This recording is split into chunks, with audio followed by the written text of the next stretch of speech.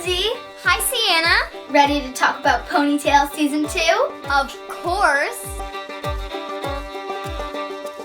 Episode 1, The Frontier Fillies Summer Outdoor Jubilee. So, Lucky, Pru, and Abigail are finally going to the Summer Jubilee. On the way to the Jubilee, they keep on practicing the song they're gonna do for the talent show, but Abigail keeps on messing up. We will never jab a snail. They get there, and they're welcomed by Bebe, Ursula, and Daphne. We call ourselves the Buds. They think Bebe, Ursula, and Daphne / the Buds are really nice. The Buds have this statement, One for herd and herd for one. Lucky wants to be like them, and she wants to always stick together with Pru and Abigail, but they all want to do different things. Abigail wants to make friendship bracelets, Pru wants to earn a bunch of badges, and Lucky just wants to have them all be together. When they're at the talent show, they're just like messing up the lyrics. They're not putting their hearts into the song. We don't always agree on stuff. We guess that's no surprise. An understatement. And then Pru and Abigail and Lucky start fighting in the middle of the song. Keep singing or they'll think we're not a good team.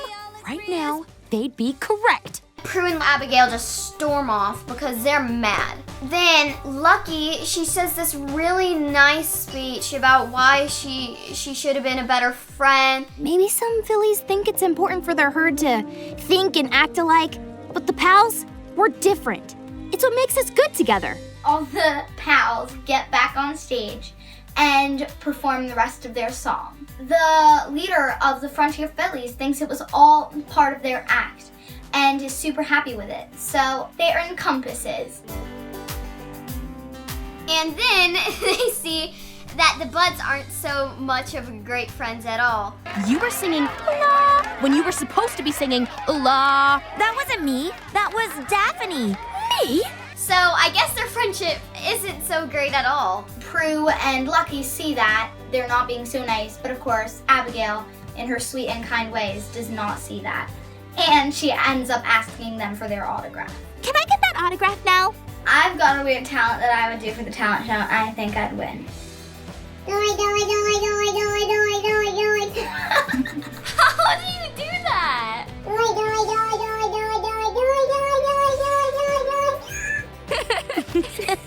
Episode 2, The Frontier Fillies Great Legacy Race. So, they are going to have a race, and the Buds are filling the PALS shoes with cooking grease. So that slows them down to get to the race. Why is there cooking grease in our boots? The Buds have won the legacy race every single year, and their mom and their grandmas have also.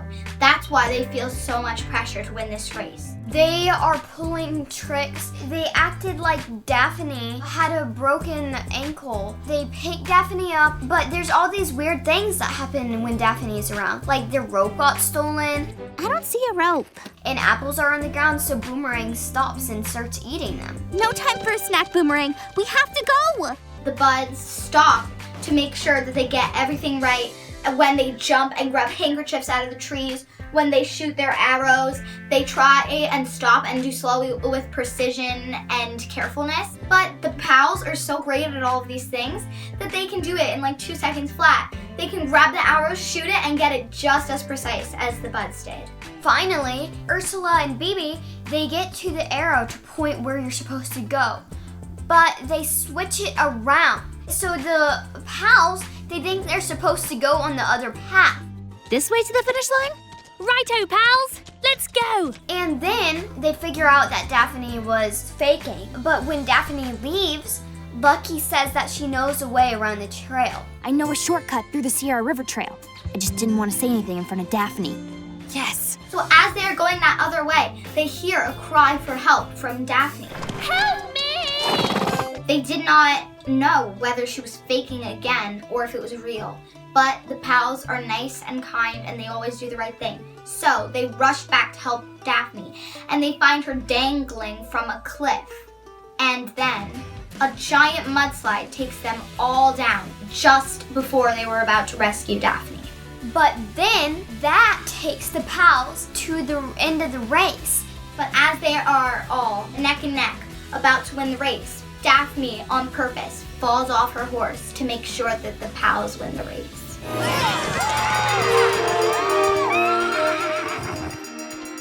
Daphne fell off the horse because Lucky and the pals have been really nice to her.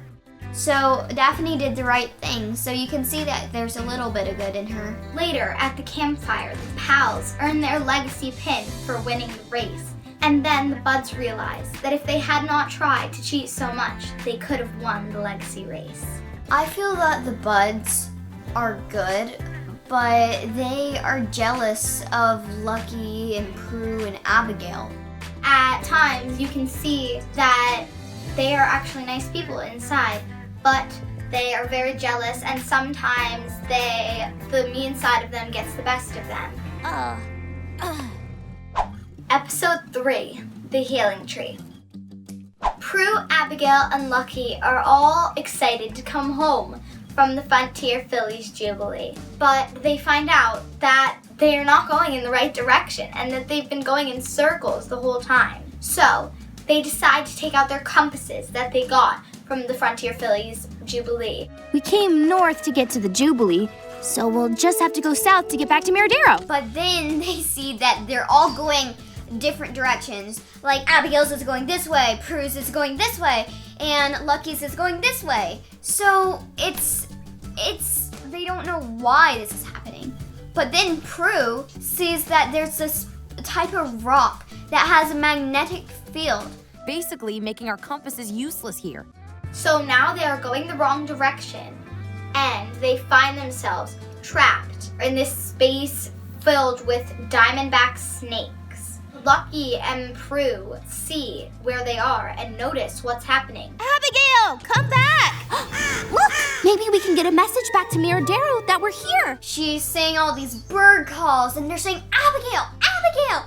And she's saying, oh yeah, Abigail does sound like a bird call. Abigail, Abigail! Abigail!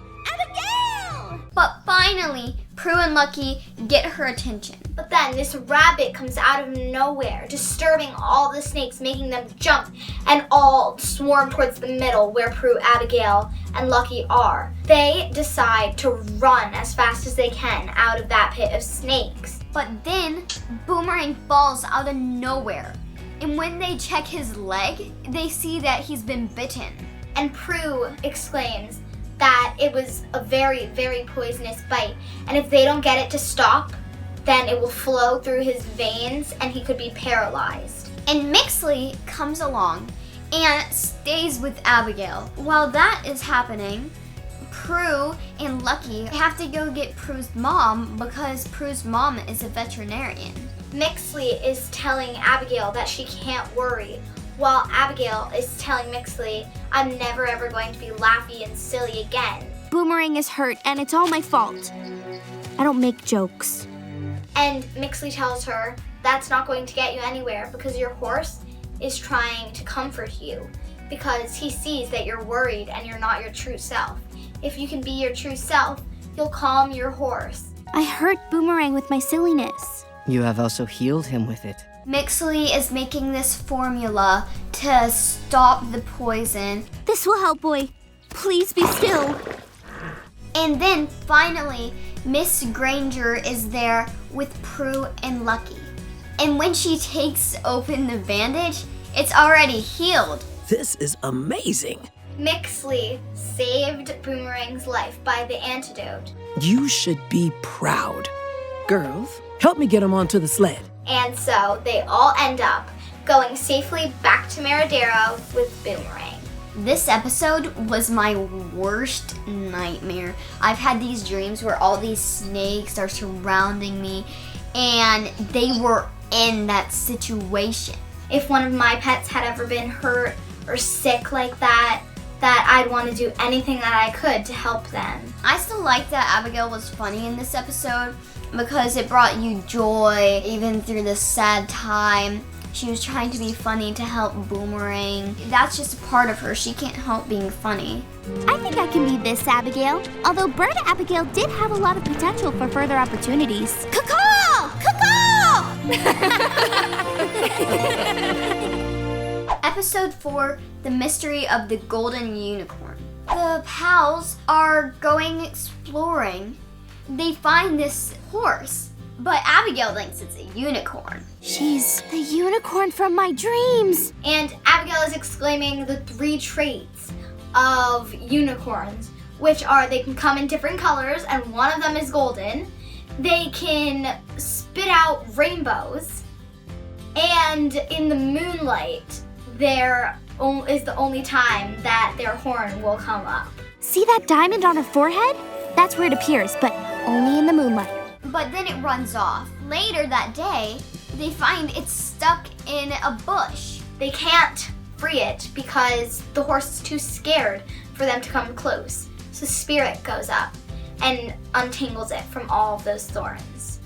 And they see that it has horseshoes. So they're wondering who it belongs to. They find a man who is named Mr. Carlisle. Good news, girls. This is Mr. Carlisle. And he claims that he owns it. But when the horse sees him, she runs away. So Lucky has a bad feeling about him. Pru, Lucky, and Abigail offered to help find the horse, but the man denied their help. Why wouldn't he want our help? We know the frontier better than anybody. I've got a bad feeling about this. So that man is on the look for the horse, while Pru, Abigail, and Lucky are rushing to find her before he does.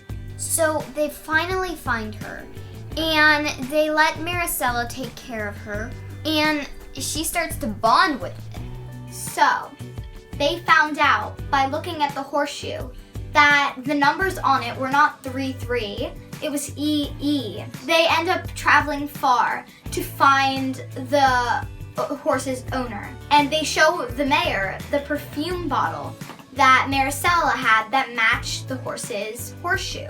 Oh, why that's from Eaton's department store. And Mystery the horse belonged to a woman named Eliza Eaton. Then they brought Mystery back to Eliza, and Carlisle, Mr. Carlisle, was taken to jail because he had been a thief of many, many other things, and he was known for stealing show horses and selling them again.